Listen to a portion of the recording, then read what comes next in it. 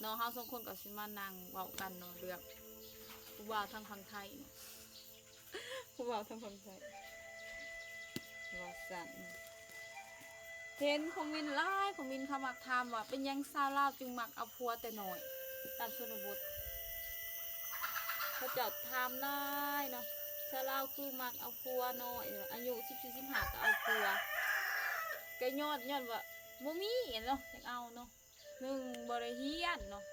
3ข้อดีๆน้องออนสิเว้าเลิก3ข้อเด็ดๆน้องออนสิเข้าเรื่องเนาะ3ข้อเด็ดสาวลาวที่มักเอาผัวเนาะ1เนาะสิ่งสำคัญข้อเด็ดคือพ่อแม่ทุกข์ยากเนาะทุกคนก็สิเอาเนาะแปลว่ามันบ่มีหนทางนะจักสิไปไสจักสิเฮ็ดอีหยังเนาะเงินก็บ่มีอีหยังก็บ่มี2ก็บ่ได้เข้าโรงเรียนแน่เนาะข้อเด็ดๆ3ข้อเด็ดๆเนาะมันเข้าโรงเรียนแน่เนาะพ่อแม่ก็สิเข้าโรงเรียนกับ1กับพ่อแม่บ่มีเงินส่งเนาะน้องเพิ่นเนาะพัดหน้าจะก็เฮ็ดได้เนาะแต่ปีนี้ฝนมันบดโตมันบนนี่น่ะคือสิบดได้เห็ดมันแห้งไปอ่ะปีนี้มันแห้งแดงเนาะ ดู พ้นบ่สู่ตกเนาะทางนี้เป็นเฮ็ดหน้าเฮ็ดสวนเนาะทุกคนเนาะตามชนบทเฮาเป็นเฮ็ดหน้าเฮ็ดสวนเมื่อยเนาะ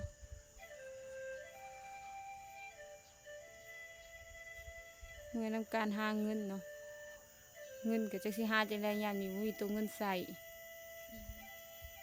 ยาก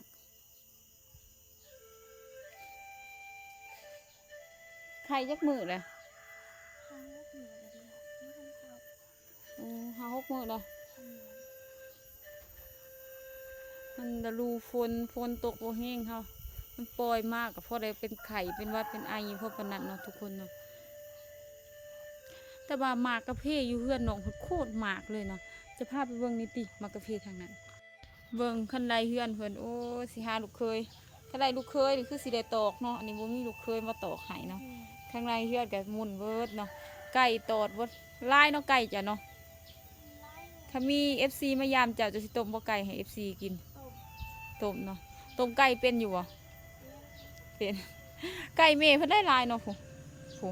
เต็มเบิดเลยเนาะขนาดว่ามันหมุนเขาอยู่ในป่ากาแฟอีหยังนี่เลยนี่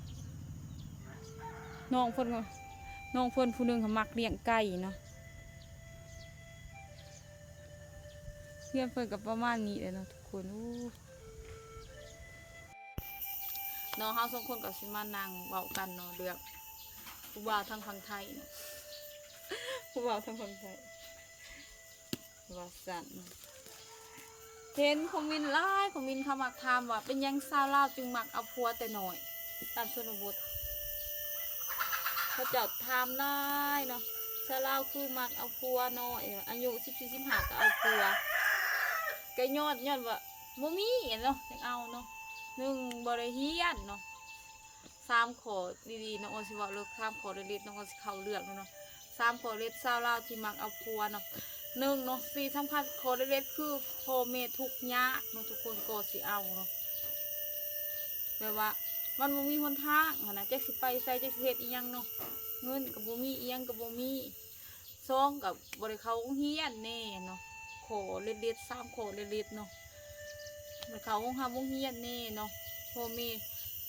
ก็สิเข้าโรงเรียนกับ1กับพ่อแม่บ่มีเงินส่งเนาะนี่เนาะอันแหละ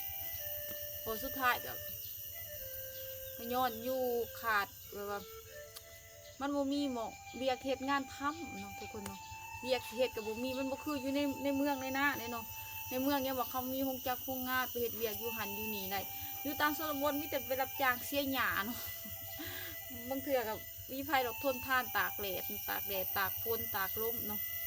ไปได้ก็ละมื้อ2มื้อเนาะทุกคนเนาะอันแหละ3เหตุผลที่เขาจะมักเอาผัวซึ่งว่าเฮาเอาผัวเนาะให้ผัวไปเฮ็ดบางคนก็โชคบุรีผัวบางคนซื้อติดยามาอย่าลวกอ่ะแห้งทุกข์ก็เก่าปากันเนาะสุดท้ายก็กลับมาเป็นผู้สาวคือเก่าเนาะอีกนึงก็ผู้บ่ถึงการแน่ยังเด็กยังน้อยนี่ทุกคนเนาะที่น้องอ่อนเพิ่นก็อยากเป็นลูกสะใภ้ทางฝั่งไทยเด้อเพิ่นว่าพระมโคเพิ่นเด้เพิ่นว่าอายุก็หลายแล้วเพิ่นก็17-18แล้วเนาะบ่ได้น้อยเด้อเต็มสาวแล้วเด้อทุกคนเด้อ เป็นผู้สาวสำน้อยเลยเนาะผู้สาวสำน้อยน้องเพิ่นก็ไข่นะซกจนเละจนลำเบิดนี่เนาะ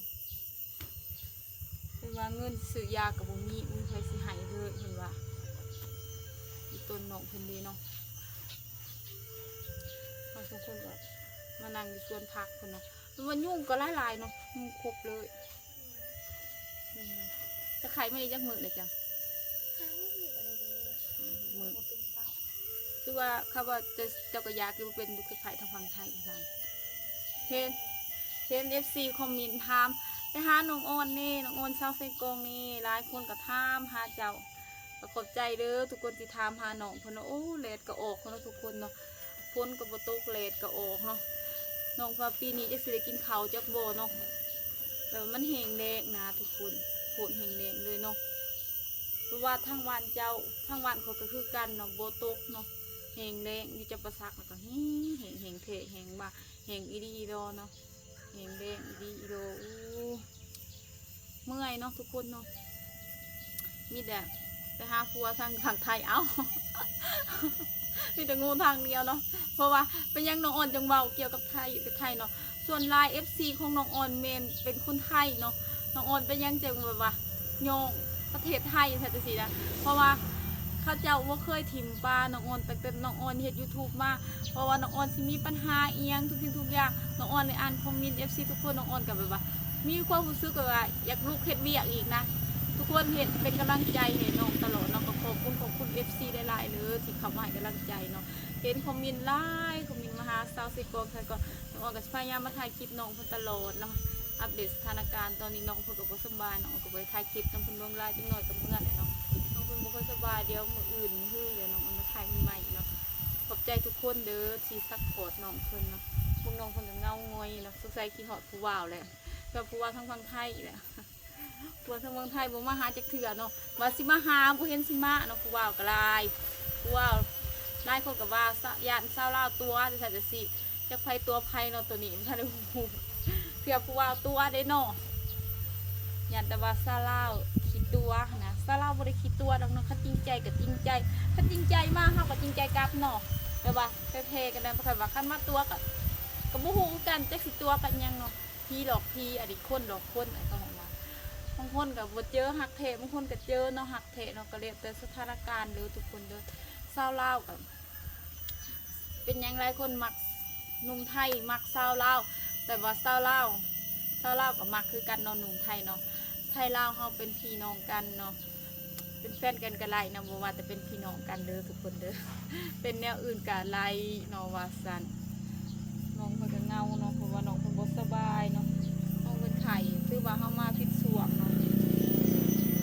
มาผิดช่วงเวลามาถูกช่วงน้องเพิ่นไข้เนาะเพิ่นไข้เพิ่นก็เพิ่นว่าบ่มีเงินโตสิซื้อยาเนาะฝากทุกคนเขาให้กำลังใจน้องเพิ่นเด้อทุก